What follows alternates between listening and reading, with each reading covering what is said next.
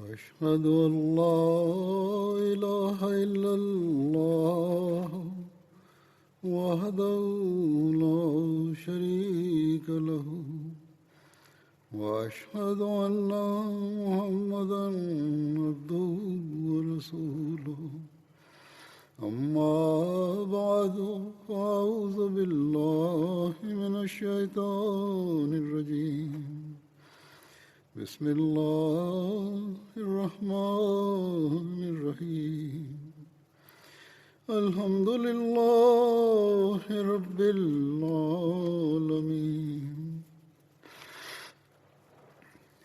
الرحمن الرحيم مالك يوم الدين إياك نعبد وإياك نستعين اهدنا الصراط المستقيم صراط الذين أنعمت عليهم غير المغضوب عليهم ولا الضالين.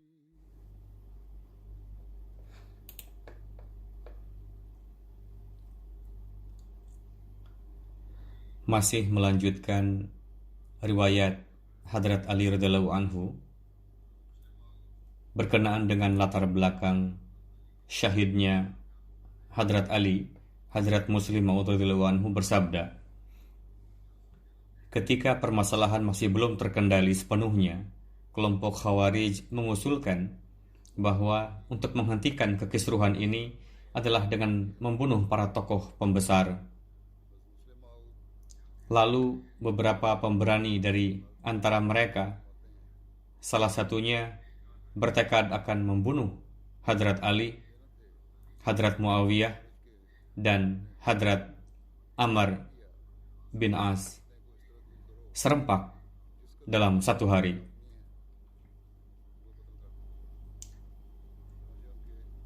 Seorang yang pergi untuk membunuh Hadrat Muawiyah menyerang Hadrat Muawiyah, namun pedangnya tidak mengenai beliau dengan benar sehingga Hadrat Muawiyah hanya terluka ringan. Orang itu pun tertangkap dan setelah itu dihukum mati.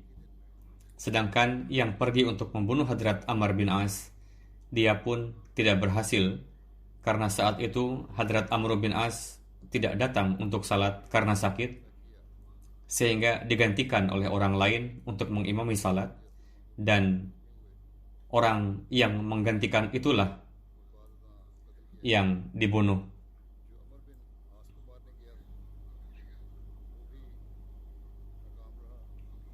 Namun orang yang bertugas akan menyerang Hadrat Amr bin As tadi tertangkap dan kemudian dihukum mati. Sedangkan orang yang pergi untuk membunuh Hadrat Ali, ketika Hadrat Ali mulai berdiri untuk mengimami salat subuh, orang itu langsung menyerang beliau radhiyallahu anhu sehingga beliau terluka parah. Ketika menyerang beliau, orang itu mengucapkan, "Wahai Ali, kamu tidak berhak untuk ditaati, hanya Allah lah yang berhak." Hadrat Rasulullah SAW menubuatkan berkenaan dengan syahidnya Hadrat Ali. Hadrat Ubaidullah meriwayatkan bahwa Rasulullah SAW bersabda kepada Hadrat Ali, "Wahai Ali, apakah kamu tahu siapakah dari antara awalin dan akhirin yang bernasib paling buruk?" Hadrat Ali menjawab, "Allah dan Rasulnya lah yang lebih mengetahui." Berkenaan dengan itu, beliau sallallahu alaihi wasallam bersabda, "Orang-orang terdahulu yang bernasib paling buruk adalah orang yang memotong betis unta betina Hadrat Saleh, dan wahai Ali, yang bernasib paling buruk di antara akhirin adalah orang yang akan membunuhmu dengan tombak." Kemudian Rasulullah mengisyarahkan ke suatu tempat di mana beliau akan disyahidkan dengan tombak. Budak Hadrat Ali, Ummu Ja'far meriwayatkan bahwa ketika saya menuangkan air ke tangan Hadrat Ali, beliau mengangkat kepala dan meninggikan janggut beliau hingga hidung, lalu berbicara kepada jenggot, "Wah, wah, hebat sekali engkau. Engkau pasti akan dilumuri darah." Beliau pun disyahidkan pada hari Jumat. Berkenaan dengan peristiwa syahidnya Hadrat Ali, diriwayatkan sebagai berikut. Suatu ketika Ibnu Hanafiyah meriwayatkan bahwa suatu kali Hadrat Hasan dan Hadrat Hussein dan saya sedang duduk di hammam, yaitu pemandian umum. Lalu Ibnu Muljam datang mendekati kami.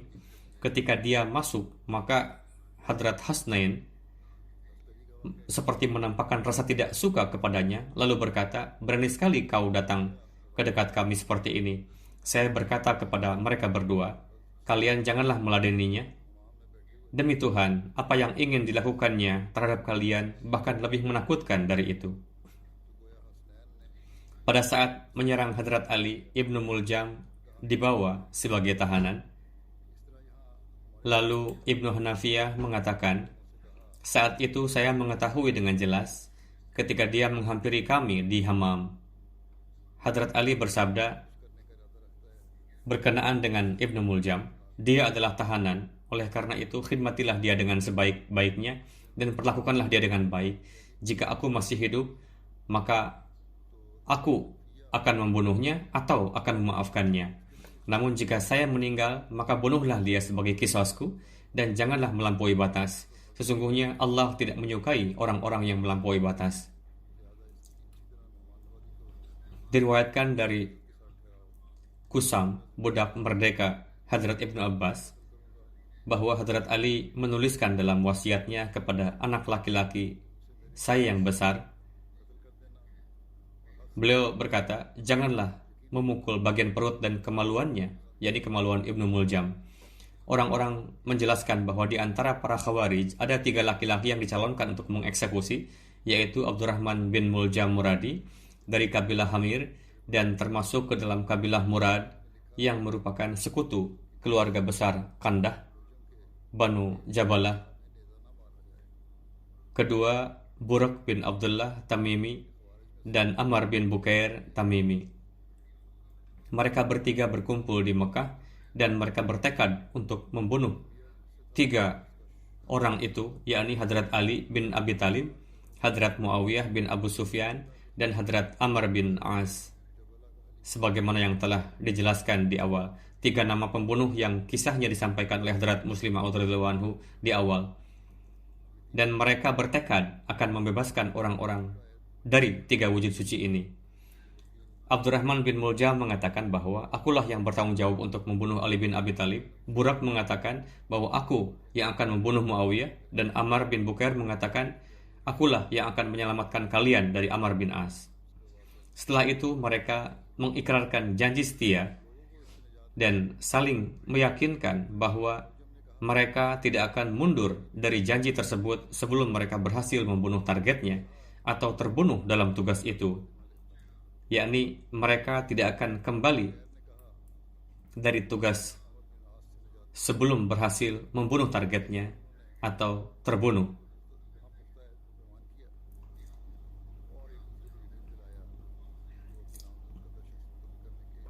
Mereka telah menetapkan waktu untuk mengeksekusi targetnya pada malam ke-17 bulan Ramadan. Kemudian mereka bergerak menuju kota di mana sasaran mereka tinggal. Abdurrahman bin Muljam datang di Kufah dan bertemu dengan teman-teman kharijinya. Akan tetapi dia tetap merahasiakan maksudnya. Dia pergi menemui kawan-kawannya. Beliau pun sebaliknya.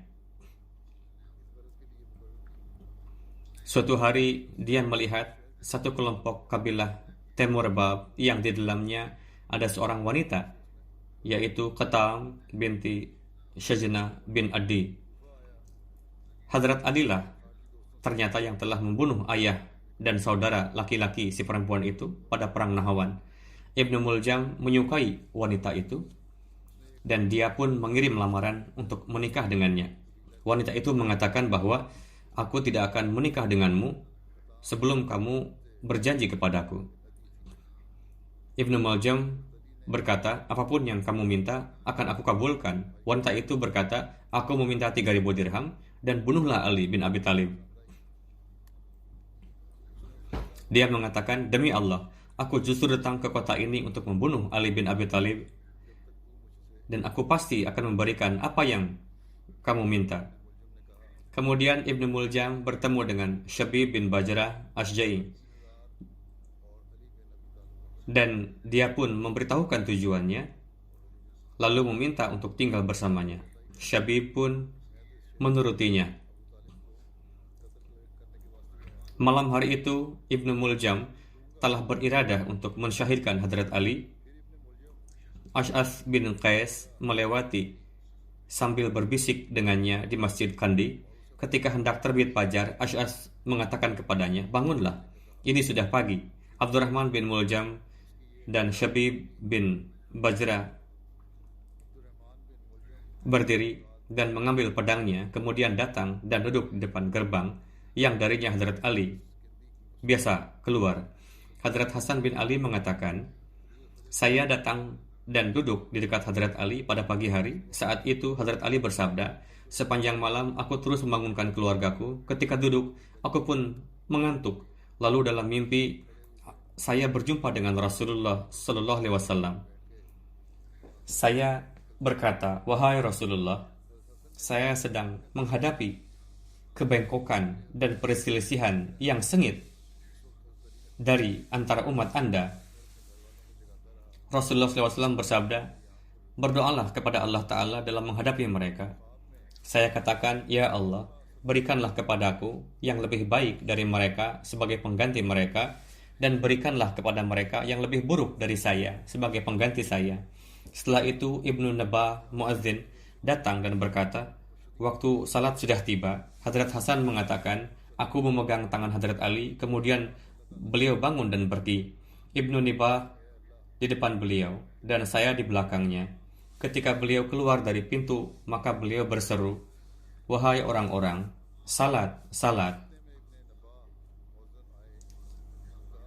Beliau selalu melakukan seperti itu setiap hari. Ketika beliau keluar, di tangan beliau selalu ada cambuk dan memukulkannya pada pintu-pintu untuk membangunkan orang-orang.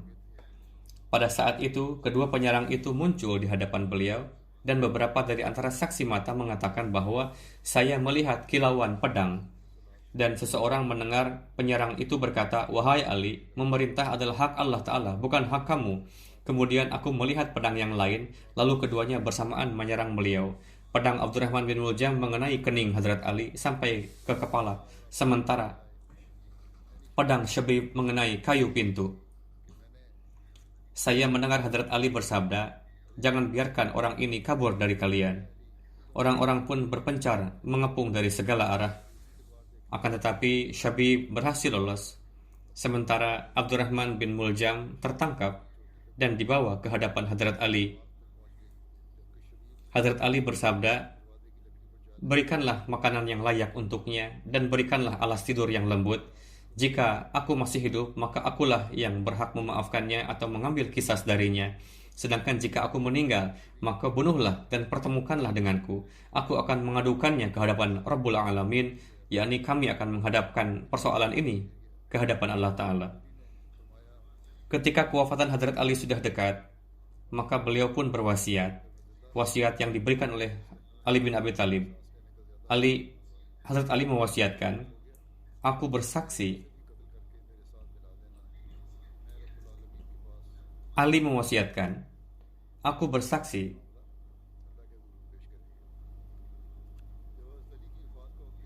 bahwa tidak ada sembahan lain selain Allah.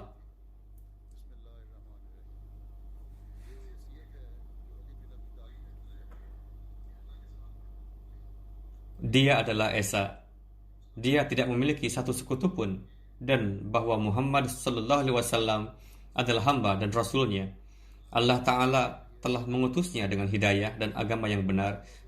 Setelah menganugerahkan agama yang benar, lalu mengutusnya agar memenangkan agama ini di atas seluruh agama.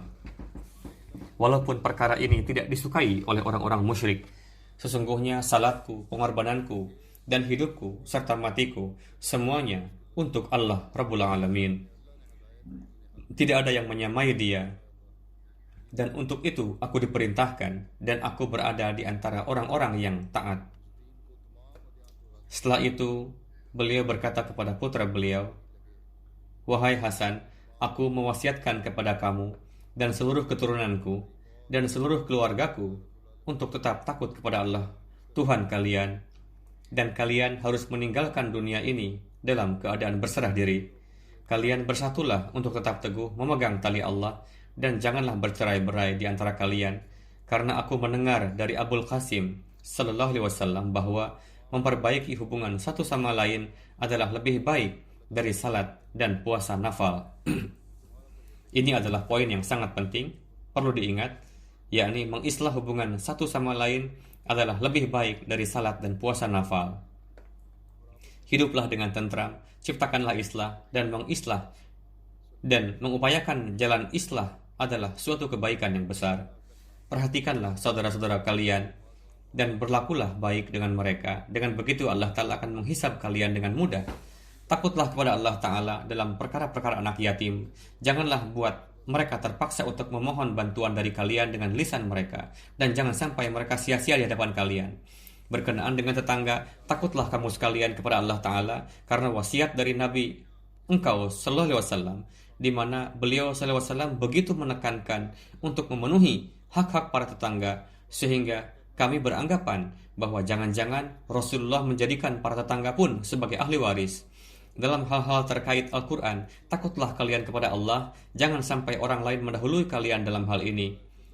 Dalam hal terkait salat, takutlah kalian kepada Allah Ta'ala, karena ini adalah pilar agama kalian.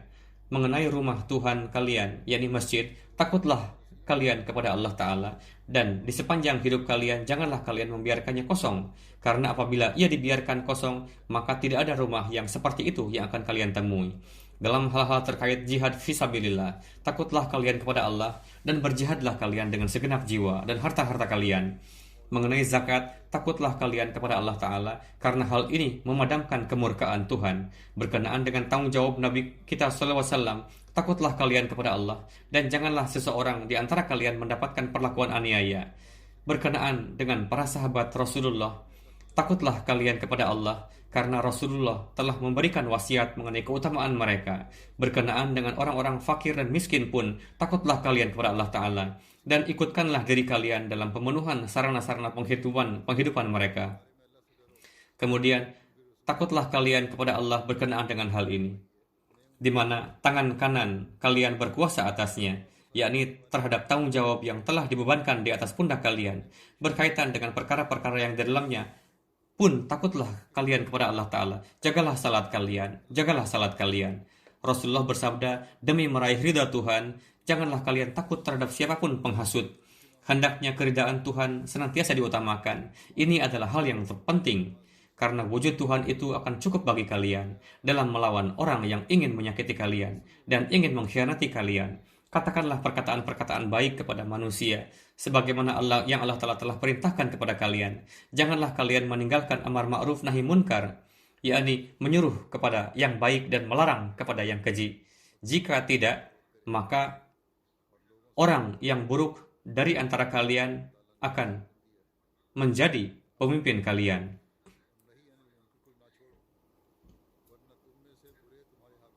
Amar ma'ruf dan nahi munkar adalah hal yang sangat penting, yaitu menyeru kepada perbuatan-perbuatan baik dan mencegah dari perbuatan-perbuatan buruk. Teguhlah senantiasa kalian dalam hal ini, dan janganlah sekalipun meninggalkannya, karena jika tidak, maka seorang yang keji di antara kalian akan menjadi pemimpin kalian. Meskipun kalian kelak memanjatkan doa, namun doa-doa kalian tidak akan terkabul, sebagaimana halnya keadaan negara-negara muslim dewasa ini. Jagalah, Huzur bersabda, sebagaimana halnya keadaan negeri-negeri muslim dewasa ini. Jagalah persahabatan dan hubungan satu sama lain, dan tanpa segan, jadilah kalian sebagai wujud yang saling berguna satu sama lain. Ingatlah, janganlah kalian saling membenci satu sama lain. Janganlah juga memutuskan hubungan. Janganlah terpecah belah. Saling tolong-menolonglah kalian dalam kebaikan dan takwa, dan janganlah kalian tolong-menolong dalam dosa dan pelanggaran. Tempuhlah jalan ketakwaan kepada Tuhan. Sesungguhnya Allah Ta'ala adalah pemberi hukuman yang keras. Wahai para anggota ahli bait yang mulia, semoga Allah melindungi kalian, dan semoga perlindungan Tuhan terhadap wujud Nabi engkau adalah melalui diri kalian, yakni dengan perantaraan suri teladan baik kalian, seolah-olah Rasulullah terus hidup untuk selamanya. Saya menyerahkan kalian semua ke hadirat Allah, dan saya mengirimkan salam dan rahmat Allah kepada engkau sekalian. Abu Sinan menjelaskan bahwa tatkala Hazrat Ali terluka, maka ia pergi menjenguk beliau. Perawi menjelaskan bahwa saya bertanya, "Wahai Amirul Mukminin, keadaan Tuan yang luka sekarang ini menjadikan kami terus khawatir." Maka kemudian Hazrat Ali bersabda, "Tetapi saya bersumpah demi Tuhan bahwa saya tidak merasakan kekhawatiran sama sekali, karena wujud Sadiq Masduq, yakni wujud yang benar dan dibenarkan, yakni Rasulullah, telah memberitahukan kepada saya bahwa engkau akan luka di tempat ini." Seraya beliau mengisyaratkan kepada bagian-bagian tubuh yang diperban. Lalu kemudian darah akan mengucur darinya sehingga jenggot engkau akan menjadi berwarna. Dan orang yang melakukan hal seperti ini akan menjadi orang yang paling celaka di umat ini. Sebagaimana halnya orang-orang yang menyembelih unta dari kaum Samud adalah orang yang paling celaka. Ada sebuah riwayat di mana Hazrat Ali berkenaan dengan pembunuh beliau, yaitu Ibnu Muljam bersabda, "Tahanlah dia, jika saya meninggal maka ia akan dibunuh. Tetapi janganlah kalian memotong-motong tubuhnya. Namun apabila saya tetap hidup, maka saya sendiri yang akan memaafkannya atau memutuskan qisas untuknya." Dalam menjelaskan hal itu, Hadrat Muslim Maud bersabda, di dalam catatan-catatan sejarah tertulis bahwa seseorang telah menyerang Hadrat Ali dengan pedang. Orang itu pun ditangkap setelah melukai perut beliau. Walhasil, Huzur menulis bahwa orang itu telah melukai perut beliau dan kepala beliau pun terluka. Mungkin perut beliau pun terluka. Atau memang inilah kesimpulan Huzur, atau mengucapkannya seperti konotasi. Walhasil, hal ini karena kebanyakan riwayat-riwayat menyebutkan luka di kepala. Tatkala orang itu ditangkap, maka para sahabat bertanya kepada beliau radhiyallahu anhu, apa yang seharusnya kita lakukan kepadanya? Beliau memanggil Hadrat Imam Hasan dan berwasiat, apabila saya meninggal, maka ambillah nyawanya sebagai ganti nyawa saya. Namun apabila saya selamat dari kematian, maka dia janganlah dibunuh. Amr Zimul Mur menjelaskan bahwa tatkala Hadrat Ali terluka karena tebasan pedang, maka saya datang ke hadapan beliau dan kepada beliau telah dibalut kain dan kepala beliau telah dibalut kain. Saya bertanya kepada beliau, "Wahai Amirul Mukminin, perlihatkanlah luka engkau kepada saya." Beliau membuka balutan kain dan memperlihatkan luka beliau. Maka saya menyentuhnya dan lukanya tidak terlalu dalam dan tampak tidak parah. Beliau bersabda, "Saya akan berpisah dengan engkau sekalian." Saat itu putri beliau, Ummi Kulsum, terdengar tengah menangis terisak di balik tabir. Beliau bersabda, "Berhentilah nak. Apabila engkau kelak melihat apa yang hendak aku lihat, maka janganlah menangis." Saya bertanya, "Wahai Amirul Mukminin, apa yang akan engkau lihat?" Beliau bersabda, "Itu adalah kafilah para malaikat dan para nabi, dan hal itu adalah Muhammad Rasulullah SAW yang tengah bersabda, saya Rasulullah tengah melihat satu pemandangan, yakni kafilah para malaikat dan para nabi, di mana Muhammad Rasulullah SAW pun ada di dalam kafilah itu dan bersabda, 'Wahai Ali,' yakni beliau yang mulia SAW tengah bersabda, 'Wahai Ali, bersukacitalah karena tempat engkau tengah tuju adalah lebih baik dari tempat di mana engkau sekarang berada.'" Di dalam satu riwayat tertera bahwa tatkala Hadrat Ali telah menyampaikan wasiatnya, maka beliau bersabda, "Saya menyampaikan Assalamualaikum warahmatullahi wabarakatuh kepada engkau sekalian." Setelah itu, beliau tidak mengatakan apapun kecuali kalimat syahadat La ilaha illallah yang beliau ucapkan hingga ruh beranjak dari jasad beliau. Tatkala Hadrat Ali bin Abi Thalib wafat, maka Hadrat Hasan bin Ali pun naik ke mimbar dan bersabda, "Wahai manusia, sungguh pada malam ini telah wafat sesosok wujud di mana tidak ada seorang pun sebelumnya yang sanggup mendahulunya dan tidak pula orang yang datang setelahnya akan dapat meraih derajat seperti beliau."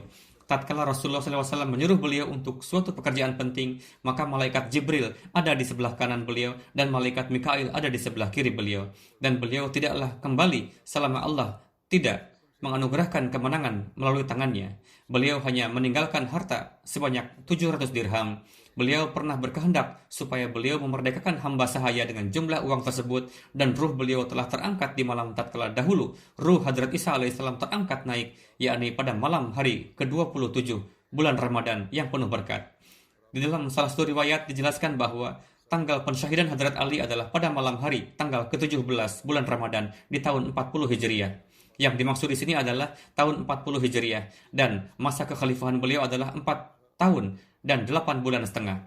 Hadrat Muslim Maud berkenaan dengan peristiwa ini menjelaskan bahwa di dalam buku Tabaqat Ibnu Sa'ad jilid ketiga berkenaan dengan keadaan-keadaan pada peristiwa kewafatan Hadrat Ali karramahullahu wajhah, diriwayatkan dari Hadrat Imam Hasan bahwa Imam Hasan bersabda, "Wahai manusia, pada hari ini suatu sosok telah wafat, di mana beberapa hal-hal darinya tidaklah orang-orang sebelum beliau mencapainya, dan tidaklah orang-orang yang datang kemudian pun akan mencapainya. Satu peristiwa, Rasulullah SAW mengirimkan beliau untuk berperang. Malaikat Jibril berada di sebelah kanan beliau dan malaikat Mikail berada di sebelah kiri beliau. Walhasil, beliau tidaklah kembali tanpa meraih kemenangan. Dan beliau hanya meninggalkan wasiat beliau sebanyak 700 dirham, di mana beliau berkehendak supaya uang itu beliau gunakan untuk memerdekakan seorang hamba sahaya, dan beliau wafat di malam di mana ruh Hadrat Isa ibnu Maryam diangkat menuju langit, yakni pada hari ke-27 bulan Ramadan. Kedua putra beliau dan Hadrat Abdullah bin Ja'far memandikan beliau. Kemudian putra beliau, Hadrat Hasan, memimpin salat jenazah beliau. Dan di salat jenazah beliau mengucapkan 4 takbir. Beliau ditutup dengan 3 lembar kain kafan yang tidak ada baju yang beliau kenakan. Beliau dikuburkan pada waktu sahur sebelum subuh. Disebutkan bahwa Hadrat Ali memiliki beberapa tabarruk berupa wewangian yang tersisa dari yang telah dibalurkan pada jasad berberkat Rasulullah SAW, dan Hadrat Ali berwasiat supaya wewangian tersebut diusapkan di jenazah beliau. Berkenaan dengan usia beliau terdapat perselisihan pendapat. Sebagian mengatakan bahwa usia beliau adalah 57 tahun, menurut sebagian usia beliau adalah 58 tahun, sebagian berpendapat 65 tahun, menurut sebagian 63 tahun. Namun kita sesuai dengan pendapat mayoritas menganggap bahwa usia beliau yaitu 63 tahun adalah dianggap lebih benar. Berkenaan dengan di manakah letak makam beliau, berkenaan dengan ini pun timbul pertanyaan. Terkait hal ini, di dalam buku-buku sejarah tercantum riwayat-riwayat yang berbeda-beda, yaitu Hadrat Ali dikuburkan di waktu malam di Kufah, dan peristiwa penguburan beliau sengaja dibuat rahasia. Hadrat Ali dikuburkan di Jami Masjid Kufah. Hadrat Imam Hasan dan Imam Husain radhiyallahu anhuma memindahkan jasad Hadrat Ali ke Madinah, dan mereka telah menguburkan beliau di Baqi, di samping makam Hadrat Fatimah. Ada satu riwayat bahwa tatkala keduanya, yakni Hadrat Imam Hasan dan Imam Husain, menyimpan jasad beliau dalam satu peti dan meletakkannya di atas unta, maka unta tersebut hilang, di mana unta tersebut dirampas oleh kabilah Teh, dan mereka menganggap peti tersebut berisi harta. Namun tatkala mereka melihat bahwa di dalam peti tersebut adalah jenazah dan mereka tidak dapat mengenalinya, maka mereka pun menguburkan jenazah beserta peti tersebut, sehingga tidak ada yang mengetahui di manakah letak kuburan Hadrat Ali. Kemudian ada satu riwayat di mana Hadrat Hasan telah menguburkan Hadrat Ali di Kufah, di mana salah satu kamar rumah keluarga Jadah bin Jabirah, dan dikatakan bahwa Jadah adalah cucu Hadrat Ali dari anak perempuan beliau. Imam Ja'far Shadiq mengungkapkan bahwa jenazah Hadrat Ali disalatkan di waktu malam dan beliau telah dikuburkan di Kufah, dan tempat kuburan beliau dirahasiakan, di mana kita kelak mengetahui bahwa kuburannya ada di dekat Kasr Imarat, yaitu benteng kerajaan. Hadrat Imam Hasan setelah kewafatan Hadrat Ali, sesuai dengan satu riwayat yang lain, disebutkan bahwa setelah kewafatan Hadrat Ali, Hadrat Imam Hasan mensalatkan jenazah Hadrat Ali, dan beliau telah menguburkan Hadrat Ali di luar kota Kufah, dan lokasi kuburan beliau dirahasiakan karena kekhawatiran supaya jangan sampai golongan Khawarij dan lainnya merusak kuburan beliau. Sebagian golongan Syiah mengatakan bahwa kuburan Hadrat Ali terletak di Najaf, di tempat yang sekarang disebut dengan Mashhadun Najaf. Menurut salah satu riwayat, Hadrat Ali telah disyahidkan di Kufah, sementara kita tidak mengetahui di mana letak kuburan beliau. Setelah kewafatan Hadrat Ali, Hadrat Imam Hasan mensalatkan jenazah beliau dan menguburkan Hadrat Ali di Darul Imarat, karena kekhawatiran jangan sampai golongan Khawarij menodai jasa beliau. Allamah Ibnu Athir menulis bahwa riwayat yang masyhur adalah yang mengatakan bahwa beliau telah diletakkan di tengah binatang-binatang dan jasad beliau telah dibawa pergi, dan tiada yang dapat mengetahui kemanakah binatang tersebut telah pergi. Ini tidaklah benar, dan berkenaan dengan ini, ia telah menulis secara palsu, di mana ia sendiri tidak memiliki pengetahuan tentangnya, dan tidaklah pula menggunakan akal, dan tidaklah pula syariat dapat membenarkannya. Dan kebanyakan orang yang berfikir dangkal dan menyimpang beranggapan bahwa makam Hadrat Ali ada di Mashhadun Najaf, maka mereka tidak memiliki dalil akan hal itu.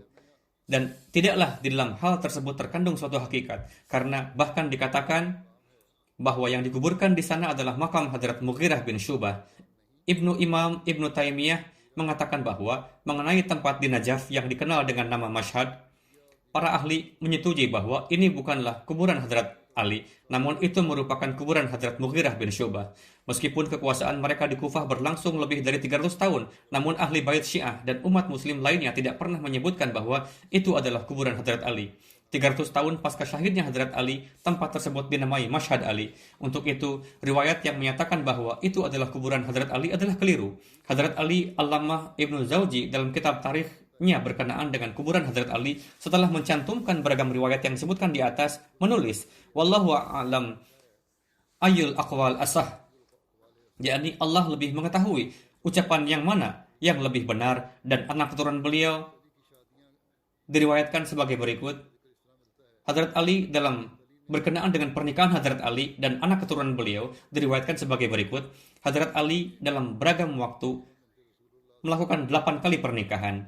Nama para istri beliau diantaranya Fatimah binti Rasulullah, Khawla binti Ja'far bin Qais, Lailah binti Mas'ud bin Khalid, Ummul Banin binti Hizam bin Khalid, Asma binti Umais, Suhbah Ummi Habib binti Rabi'ah, Amamah binti Abul As bin Rabi. Ini adalah putri Hadrat Zainab, yakni putri Hadrat Rasulullah atau cucu Hadrat Rasulullah. Ummi Sa'id binti Urwah bin Mas'ud Thaqfi. Dari mereka semua Allah Ta'ala memberikan banyak anak kepada beliau yang jumlahnya lebih dari 30, 14 putra dan 19 putri.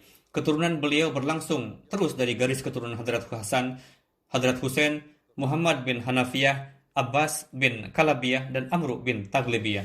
Berkenaan dengan keistimewaan dan akhlak dan sifat-sifat beliau tertulis, Hadrat Ibn Abbas meriwayatkan, Rasulullah pernah bersabda, Ana Madinatul Ilmi wa Ali babuha, wa man arada al-Madinah fal ya'ti baba al-bab, yakni aku adalah kotanya ilmu dan Ali adalah pintu gerbangnya. Barang siapa yang ingin memasukinya, hendaklah masuk melalui pintunya. Hadrat Muslim Maud bersabda, Hadrat Ali suatu ketika pernah bersabda, di antara sahabat yang paling berani adalah Hadrat Abu Bakar. Ketika dibuatkan tempat tinggi terpisah untuk Rasulullah saat itu, timbul pertanyaan, hari ini tugas penjagaan Rasulullah akan ditugaskan kepada siapa? Lalu Hadrat Abu Bakar segera datang dengan membawa pedang terhunus, lalu berdiri. Lalu, dalam kondisi yang sangat genting itu, beliau dengan penuh keberanian melakukan tugas menjaga Rasulullah SAW. Dalam hadis dijelaskan juga bahwa suatu ketika Rasulullah bersabda, Ana Madinatul Ilmi wa Ali babuha, yakni aku adalah kotanya ilmu dan Ali adalah pintu gerbangnya. Hadrat Ali pun ditetapkan sebagai ulama oleh Rasulullah. Namun pada perang Khaybar dalam keadaan yang sangat genting, Rasulullah menyerahkan bendera di tangan beliau. Dari itu diketahui bahwa pada zaman Rasulullah, para ulama tidaklah pengecut, melainkan yang paling berani. Hadrat Muslim Maud di sini menjelaskan perihal keberanian para ulama. Hadrat Ali meriwayatkan, ada kalanya ketika saya mengikat batu di perut karena lapar yang sangat, sedangkan pada hari ini sedekah saya, yakni zakat, mencapai nilai 4.000 dinar. Dalam riwayat lain 40.000 dinar. Abu Bahar dari gurunya meriwayatkan bahwa beliau berkata, saya melihat Hadrat Ali mengikatkan sorban tebal. Hadrat Ali bersabda, saya membelinya seharga 5 dirham. Barang siapa yang memberikan keuntungan 1 dirham kepadaku, maka aku akan jual sorban ini kepadanya. Perawi mengatakan, saya melihat ada tas milik Hadrat Ali seharga beberapa dirham. Beliau bersabda, ini adalah nafkah yang tersisa kami dari antara harta kekayaan Yanbu. Yanbu adalah sebuah desa yang berjarak 7 manzal dari Madinah. Terletak di dekat pantai laut. Pada cincin Hadrat Ali tertulis Allahul Malik, artinya Allah lah Raja. Jume bin Umair meriwayatkan, saya datang menemui Hadrat Aisyah bersama bibi saya. Bibi saya bertanya, siapa yang paling dicintai oleh Rasulullah dari antara wanita? Hadrat Aisyah berkata, Fatimah. Lalu ditanyakan lagi, dari antara pria? Hadrat Aisyah bersabda, suaminya, yakni Hadrat Ali. Hadrat Thalabah bin Abu Malik meriwayatkan, Hadrat Sa'ad bin Ubadah dalam setiap medan perang biasanya membawa bendera, ditugaskan oleh Rasulullah. Namun ketika tiba waktu berperang, Hadrat Ali bin Abi Thalib biasa yang memegang bendera. Seorang dari kabilah Thaqif meriwayatkan, Hadrat Ali menugaskan saya sebagai amil di daerah Sabur, sebuah daerah di Faris yang berjarak sekitar 100 mil dari Shiraz.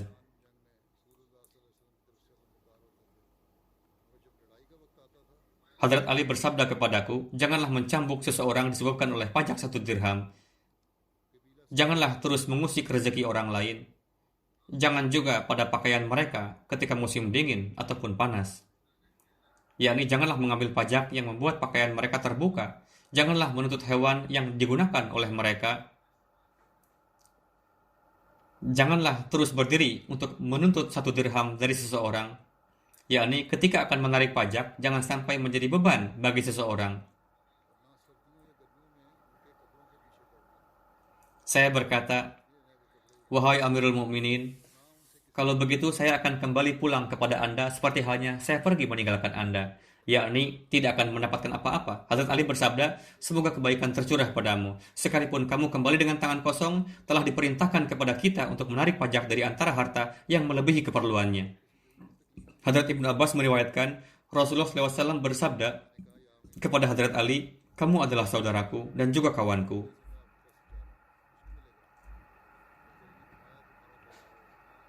Ali bin Rabi'ah meriwayatkan, saya menghadap Hadrat Ali. Kepada beliau dibawakan hewan untuk beliau tunggangi. Ketika beliau meletakkan kaki pada pelana, beliau membaca bismillah 3 kali.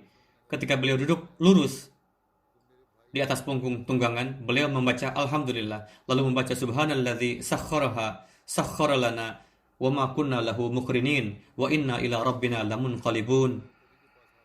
Yakni maha suci zat yang telah menundukkan hewan ini bagi kita, padahal kita tidak berkuasa untuk itu. Sesungguhnya kita akan kembali kepada Rabb kita. Lalu beliau membaca 3 kali alhamdulillah dan 3 kali Allahu Akbar. Lalu beliau membaca doa subhanaka inni qad zalamtu nafsi faghfirli fa innahu la yaghfiru dzunuba illa anta. Yani engkau maha suci, sesungguhnya aku telah berbuat aniaya pada diriku sendiri, ampunilah aku, karena selain engkau tidak ada lagi yang dapat mengampuni dosa-dosa. Lalu Hadrat Ali tersenyum. Perawi mengatakan, saya berkata, wahai Amirul Mukminin, kenapa Tuan tersenyum? Beliau bersabda, saya pernah melihat Rasulullah melakukan seperti yang saya lakukan barusan. Lalu tersenyum lagi. Hadrat Ali berkata, wahai Rasulullah, kenapa Tuan tersenyum? Rasulullah bersabda, sesungguhnya Tuhanmu sangat bahagia dengan hambanya ketika mengatakan, wahai Tuhanku, ampunilah dosaku, sesungguhnya selain engkau tidak ada yang dapat mengampuni. Mendengar itu, Rasulullah tersenyum. Yahya bin Ya'mur meriwayatkan, suatu ketika Hadrat Ali bin Abi Thalib berpidato. Setelah memanjatkan puji sanjung kepada Allah Ta'ala, beliau bersabda, wahai manusia, orang-orang sebelum kalian binasa hanya disebabkan oleh terjerumus dalam dosa.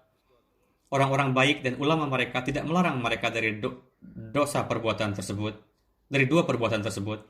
Ketika mereka melampaui batas dalam perbuatan dosa, berbagai macam hukuman menjerat mereka. Untuk itu, serulah pada kebaikan dan laranglah dari perbuatan buruk sebelum azab seperti itu menimpa kalian. Ingatlah bahwa menganjurkan pada kebaikan dan mencegah dari keburukan tidak akan mengurangi mata pencaharianmu dan tidak juga akan mendekatkanmu pada kematian. Hadrat Jabir meriwayatkan, suatu hari kami berada di rumah seorang wanita Ansari bersama dengan Rasulullah. Wanita itu menyampaikan undangan kepada Rasulullah. Rasulullah bersabda, tidak lama lagi akan datang seorang calon penghuni surga kepada kalian. Lalu datanglah Hadrat Abu Bakar Siddiq. Lalu kami mengucapkan mubarak kepada beliau. Selanjutnya Rasulullah bersabda, tidak lama lagi akan datang seorang calon penghuni surga kepada kalian. Lalu datanglah Hadrat Umar. Lalu kami mengucapkan mubarak kepada beliau. Rasulullah bersabda untuk yang ketiga kalinya, tidak lama lagi akan datang seorang calon penghuni surga kepada kalian. Saat itu saya melihat Rasulullah menyembunyikan kepala beliau di bawah sebatang pohon kurma yang kecil. Rasulullah bersabda, ya Tuhan, jika engkau menghendaki, semoga yang datang ini Ali. Lalu datanglah Hadrat Ali. Lalu kami mengucapkan mubarak kepada beliau. Hadrat Anas meriwayatkan, Rasulullah bersabda, surga mendambakan 3 orang, yakni Ali, Ammar, dan Salman. Abu Usman Nahdi meriwayatkan, Hadrat Ali bersabda, suatu hari Rasulullah memegang tangan saya Kami melewati jalan-jalan Madinah, lalu tiba di sebuah kebun. Saya bertanya, "Wahai Rasulullah, betapa indahnya kebun ini." Rasulullah bersabda, "Engkau akan mendapatkan kebun yang lebih indah dari ini di surga nanti." Hadrat Ammar bin Yasir meriwayatkan, saya mendengar Rasulullah bersabda kepada Hadrat Ali, "Wahai Ali, Allah Ta'ala telah menganugerahkan satu keistimewaan kepadamu yang mana belum pernah Allah Ta'ala anugerahkan kepada hambanya yang lebih baik dari itu. Keistimewaan itu adalah bersikap dingin terhadap dunia. Allah Ta'ala menciptakanmu sedemikian rupa sehingga kamu tidak mengambil apa-apa dari antara dunia, tidak juga dunia mengambil sesuatu darimu, yakni engkau tidak memiliki hasrat duniawi. Tidak juga orang-orang gandrung dengan dunia, tidak juga orang-orang yang gandrung dengan dunia ingin menjalin hubungan denganmu. Begitu juga Allah Ta'ala telah menganugerahkan padamu kecintaan kepada orang-orang miskin. Mereka bahagia dengan menjadikanmu sebagai imamnya, dan engkau bahagia dengan menjadi orang yang diikuti oleh mereka. Berikan kabar suka kepada mereka yang mencintaimu dan berbicara jujur mengenaimu. Kebinasaanlah bagi mereka yang membencimu dan berkata dusta berkenaan denganmu. Barang siapa yang mencintaimu dan berbicara dusta mengenaimu akan menjadi tetangga di surga dan menjadi kawanmu dalam istanamu. Orang-orang yang membencimu dan berdusta mengenaimu, Allah Ta'ala telah mengambil tanggung jawab bahwa pada hari kiamat Dia akan memberdirikan mereka di tempat berdirinya orang-orang yang banyak berdusta. Hadrat Muslim Maud bersabda, Hadrat Rasulullah SAW bersabda, Ali dan Fatimah akan berada di dalam surga yang memiliki derajat yang sama denganku. Berkenaan dengan penetapan Hadrat Ali sebagai Asyraf Mubasyarah, yakni Hadrat Ali termasuk ke dalam 10 sahabat beruntung yang ketika hidup di dunia mendapatkan kabar suka yang keluar dari lisan beberkat Rasulullah SAW bahwa akan masuk surga. Hadrat Said bin Zaid berkata, pertama Rasulullah SAW sendiri, Abu Bakar, Umar, Utsman, Ali, Talha, Zubair, Sa'ad, dan Abdurrahman bin Auf. Ada yang bertanya, siapakah yang ke-10? Hadrat Said bin Zaid berkata, itu adalah aku.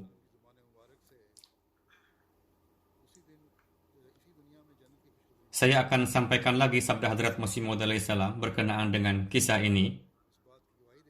Beliau menjelaskannya dalam kaitan dengan topik menguasai jiwa dan menjauhkan egoisme. Untuk itu akan saya sampaikan lagi pada saat ini. Hadrat Masih Maud alaihissalam bersabda, suatu ketika Hadrat Ali karramahullahu wajhah tengah berduel dengan seorang musuh semata-mata karena Allah Ta'ala. Pada akhirnya Hadrat Ali berhasil menumbangkan musuh tersebut lalu menduduki dadanya. Musuh itu segera meludahi wajah Hadrat Ali. Kemudian Hadrat Ali berdiri dan melepaskannya. Ketika ditanya oleh musuh tersebut, Hadrat Ali menjawab, sampai tadi aku berduel denganmu semata-mata karena Allah Ta'ala. Namun ketika kamu meludahi wajahku, satu bagian dari emosiku bercampur di dalamnya. Aku tidak ingin membunuhmu didasari oleh emosiku. Dari kisah ini jelas diketahui bahwa beliau tidak menganggap musuh jiwanya sebagai musuhnya. Hadrat Masih Maud alaihissalam memberikan nasihat kepada jemaat. Beliau bersabda, kita pun hendaknya menimbulkan fitrat dalam dan sifat seperti itu dalam diri kita. Jika kita menimpakan penderitaan kepada orang lain didasari oleh kerakusan dan hawa nafsu diri dan juga memperluas permusuhan, apalagi yang lebih besar dari itu yang dapat memancing murka ilahi. Dalam kesempatan lain, beliau alaihissalam menjelaskan lebih rinci lagi, bersabda, untuk membedakan hawa nafsu pribadi dan karena Allah Ta'ala, raihlah pelajaran dari peristiwa yang menimpa Hadrat Ali. Beliau alaihissalam menulis, suatu ketika terjadi duel dalam suatu peperangan antara Hadrat Ali dengan seorang petarung kafir. Hadrat Ali berkali-kali berusaha untuk menumbangkannya, namun tidak berhasil. Akhirnya ketika Hadrat Ali berhasil menumbangkannya, lalu menduduki dadanya. Ketika Hadrat Ali hampir menusukkan pedang, lalu membunuhnya, ternyata orang kafir itu meludahi wajah Hadrat Ali. Setelah itu, Hadrat Ali berdiri, lalu melepaskannya. Melihat sikap Hadrat Ali seperti itu, orang kafir itu merasa heran, lalu bertanya kepada Hadrat Ali, kamu telah bersusah payah untuk menumbangkanku, dan aku pun adalah musuh kental yang haus darah. Meskipun Anda telah menguasaiku, lantas kenapa melepaskan saya? Apa penyebabnya? Hadrat Ali menjawab, Masalahnya adalah, di antara aku dan kamu tidak ada permusuhan pribadi, karena kamu menganiaya umat muslim atas nama penentangan terhadap agama, untuk itu kamu wajib dibunuh. Aku berduel denganmu hanya semata-mata didasari oleh tuntutan agama. Namun ketika kamu meludahi mukaku, saya menjadi emosi. Lalu saya berpikir, sekarang emosi pribadiku sudah bercampur di dalamnya. Untuk itu tidak jais lagi jika aku mengeksekusinya. Supaya, ya apa yang kulakukan jangan didasari oleh nafsu pribadi. Apapun yang terjadi harus didasari karena Allah Ta'ala. Ketika emosiku mereda dan kondisiku berubah, maka aku akan memperlakukan kamu sewajarnya. Mendengar ucapan beliau, orang kafir itu sangat terkesan sehingga kekufuran keluar dari dirinya. Ia berpikir, agama mana lagi yang lebih baik dari ini, yang disebabkan karena pengaruh ajarannya yang suci, sehingga jiwa manusia berubah menjadi suci seperti itu. Orang kafir itu saat itu juga taubat dan menyatakan beriman. Inilah ketakwaan hakiki yang memperlihatkan buahnya. Lebih kurang seperti itu juga Hadrat Muslim Maud menjelaskan berkenaan dengan peristiwa duelnya Hadrat Ali dengan Yahudi itu. Beliau radhiyallahu anhu bersabda, suatu ketika Hadrat Ali terlibat duel dalam satu peperangan. Ada seorang musuh besar yang mana jarang sekali orang yang dapat mengalahkannya. Musuh tersebut datang untuk berduel dengan Hadrat Ali. Duel antara keduanya berlangsung hingga berjam-jam. Akhirnya Hadrat Ali berhasil menumbangkan Yahudi itu, lalu beliau duduk di atas dadanya dan berirada untuk memenggal lehernya dengan pedang. Tiba-tiba Yahudi itu meludahi wajah beliau. Beliau langsung melepaskannya lalu berdiri. Yahudi itu kebingungan, lalu bertanya, "Sungguh aneh. Tadi Anda bertarung berjam-jam dengan saya dan berhasil menumbangkan saya. Namun sekarang Anda melepaskan saya. Kenapa Anda bertindak bodoh seperti ini?" Hadrat Ali bersabda, "Aku tidaklah bertindak bodoh.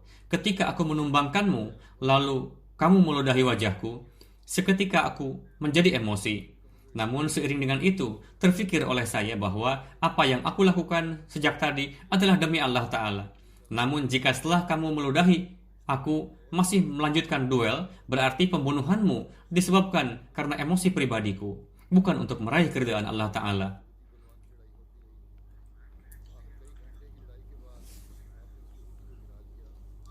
Untuk itu, aku menganggap sesuai jika saat emosi itu kulepaskan kamu.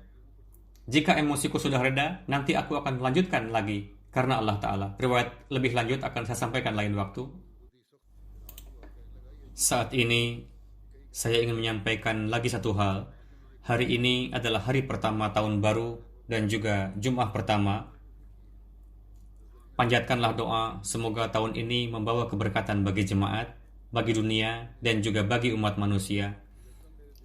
Semoga kita pun dapat memenuhi tanggung jawab, tunduk dan patuh kepada Allah Ta'ala, dan juga dapat meningkatkan standar ibadah kita lebih dari sebelumnya.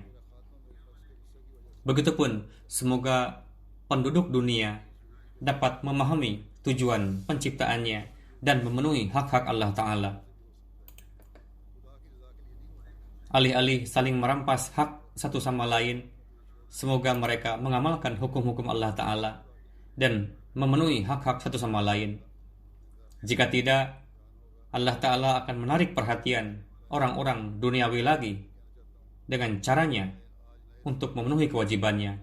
Semoga kita dan segenap manusia di dunia dapat memahami poin penting ini, sehingga dapat menata kehidupan dunia dan akhiratnya. Sepanjang tahun lalu, sampai saat ini kita masih menghadapi wabah penyakit yang sangat berbahaya, dan tidak ada satupun negara di dunia ini yang luput dari wabah ini. Ada yang terdampak berat, namun ada juga yang ringan. Namun nampaknya kebanyakan penduduk dunia masih belum ingin memberikan perhatian bahwa jangan-jangan wabah ini dari Allah Ta'ala untuk menyadarkan kita akan hak-hak dan kewajiban kita. Mereka tidak ingin berpikir ke arah itu. Jangan-jangan melalui wabah ini Allah Ta'ala ingin menyadarkan dan mengabarkan kepada kita. Tidak ada yang berpikir ke arah sana. Beberapa bulan lalu saya telah mengirimkan surat kepada banyak kepala negara berkenaan dengan hal itu. Saya juga berusaha untuk memahamkan berkenaan dengan COVID ini dengan merujuk pada sabda-sabda Hadrat Masih Maud alaihi salam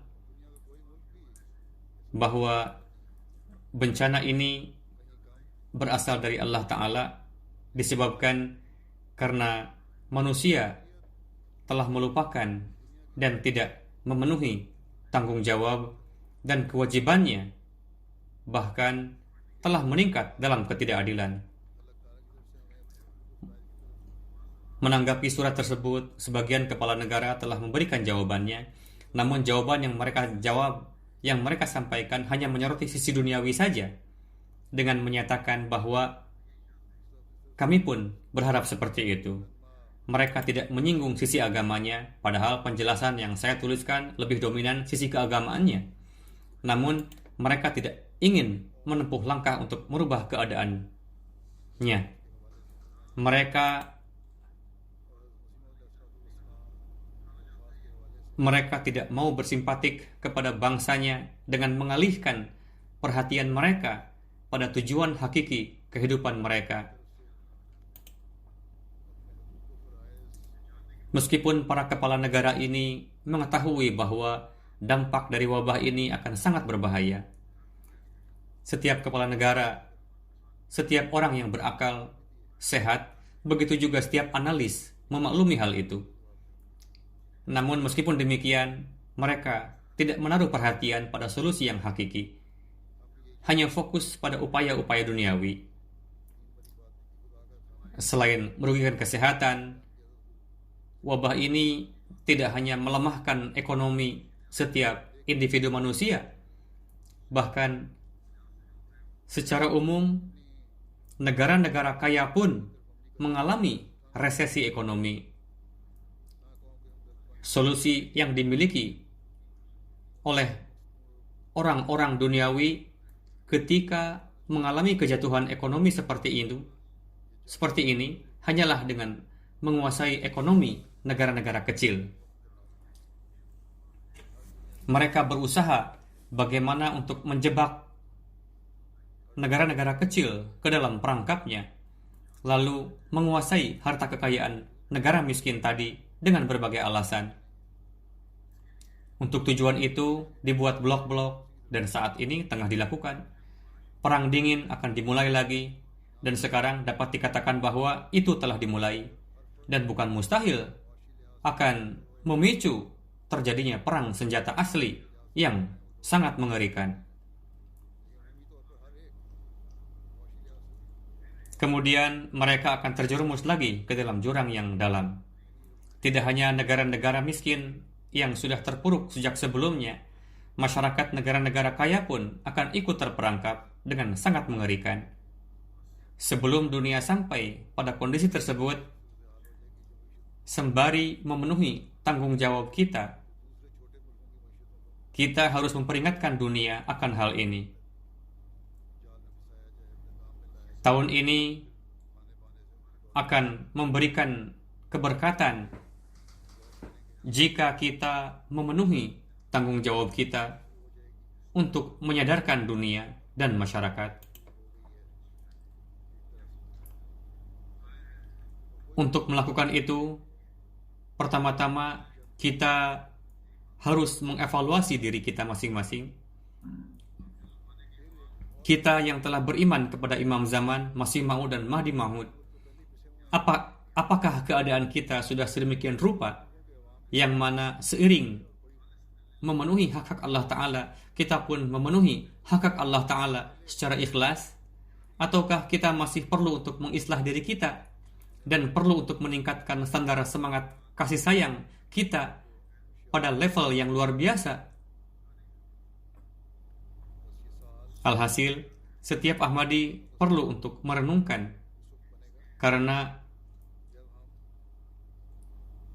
di pundaknya telah diletakkan tanggung jawab yang sangat berat, yang untuk mengembannya, pertama-tama kita harus menimbulkan dalam diri semangat kasih sayang, rasa cinta, dan persaudaraan antar sesama Ahmadi. Kemudian ajaklah dunia untuk berkumpul di bawah panji yang telah ditinggikan oleh Rasulullah SAW, yang merupakan bendera tauhid. Dengan begitu, baru kita akan berhasil dalam memenuhi tujuan baiat. Dengan begitu, baru kita dapat terhitung sebagai orang-orang yang memenuhi hak baiat.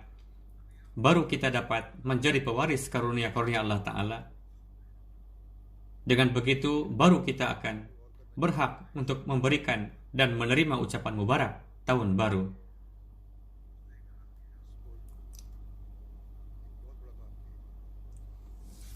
Semoga Allah Ta'ala memberikan taufik kepada kita untuk dapat memenuhinya. Setiap Ahmadi, pria, wanita, muda, anak-anak, orang tua, semoga dapat memahami hal itu dan bertekad bahwa tahun ini saya akan menggunakan segenap kapasitas diri untuk menciptakan revolusi di dunia. Semoga Allah Ta'ala memberikan taufik kepada setiap Ahmadi untuk dapat melakukannya. Saat ini saya ingin menghimbau untuk mendoakan para Ahmadi di Pakistan dan Aljazair agar berdoa. Mohon ingat mereka dalam doa-doa Anda. Di beberapa tempat di Pakistan, para maulwi dan juga oknum pejabat negara menjadi-jadi dalam keaniayaan. Semoga Allah Ta'ala segera menindak orang-orang yang sudah tidak layak lagi untuk diperbaiki. Allah Ta'ala Maha mengetahui siapa yang bisa diislah dan siapa yang tidak. Bagi mereka yang sudah tidak mempan lagi, semoga Allah Ta'ala segera mencengkeramnya. Mereka berusaha untuk menzalimi para Ahmadi dengan menunggangi undang-undang penistaan kenabian. Mereka berusaha untuk melarang beberapa sarana yang digunakan oleh para Ahmadi untuk mendapatkan tarbiyat intern yang kita miliki.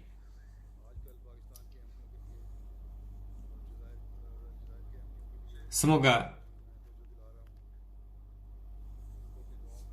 Allah Ta'ala segera menjauhkan itu dari para Ahmadi dan menyelamatkan kita dari mereka. Sebenarnya,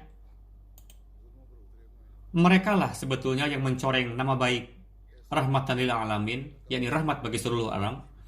Sebaliknya, para Ahmadilah yang bersedia mengorbankan jiwanya sekalipun demi untuk menjaga kehormatan Rasulullah SAW. Pada masa ini, para Ahmadilah yang paling gencar dalam menggiring dunia untuk berkumpul di bawah bendera Rasulullah, yakni Ahmadilah yang melakukan ini secara hakiki. Bahkan dapat juga dikatakan, jika memang ada yang melakukan tugas tersebut, hanya para Ahmadilah yang melakukannya. Memang orang-orang duniawi ini, pemerintahan duniawi dapat menzalimi kita demi untuk meraup harta. Namun perlu diingat bahwa kita meyakini Tuhan yang merupakan sebaik-baik pelindung dan sebaik-baik penolong.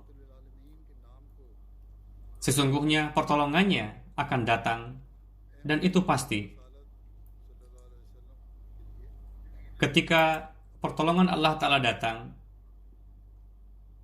debu orang-orang duniawi dan mereka yang merasa diri kuat dan berkuasa ini tidak akan nampak sama sekali.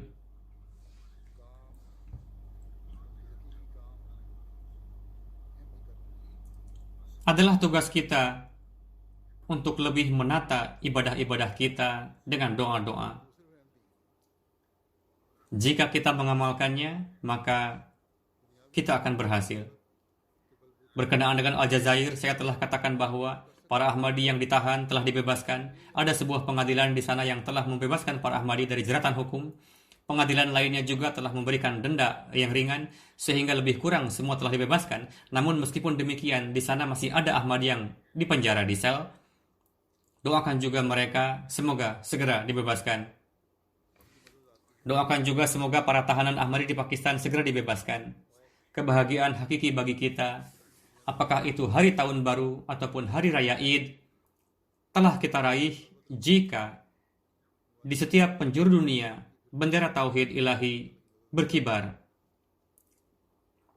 yakni bendera yang dibawa oleh Hadrat Muhammad Rasulullah Sallallahu Alaihi Wasallam.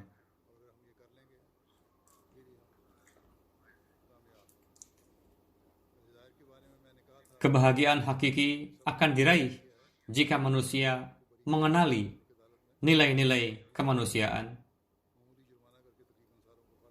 ketika kebencian satu sama lain berubah menjadi rasa cinta. Semoga Allah Ta'ala segera memberikan kebahagiaan ini kepada kita. Begitu juga, semoga Allah Ta'ala memberikan akal kepada umat Islam untuk beriman kepada Masih Maud dan Mahdi Maud yang telah datang ini. Semoga Allah Ta'ala memberikan akal kepada dunia agar menaruh perhatian untuk memenuhi hak Allah Ta'ala dan hambanya. Semoga Allah Ta'ala melindungi setiap Ahmadi di berbagai negeri, dan semoga tahun ini menjadi rahmat dan keberkatan bagi setiap Ahmadi dan umat manusia. Begitu juga kelemahan dan kelalaian yang pernah kita lakukan pada tahun yang lalu, sehingga menjadi penyebab murka ilahi dan juga menjadi penyebab luputnya kita dari nikmat-nikmat. Semoga Allah Ta'ala menyelamatkan kita dari itu semua dan menjadikan kita pewaris nikmat-nikmat dan karunia-Nya, sehingga kita menjadi mukmin hakiki. Semoga Allah Ta'ala memberikan taufik kepada kita untuk dapat memanjatkan doa-doa tersebut. Amin.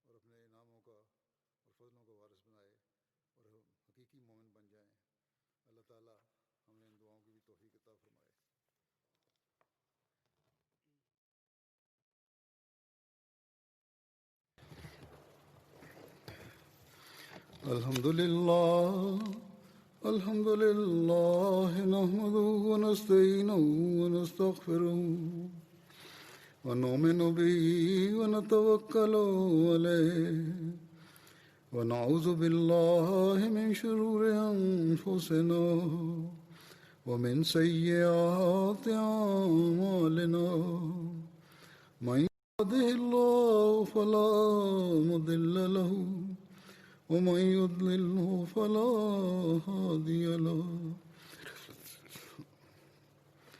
ونشهد أن لا إله إلا الله ونشهد أن محمدا عبده ورسوله عباد الله رحمكم الله إن الله يأمر بالعدل والإحسان وإيتاء ذي القربى وينهى عن الفحشاء والمنكر والبغي يعظكم لعلكم تذكرون اذكروا الله يذكركم وادعوه يستجب لكم ولذكر الله أكبر.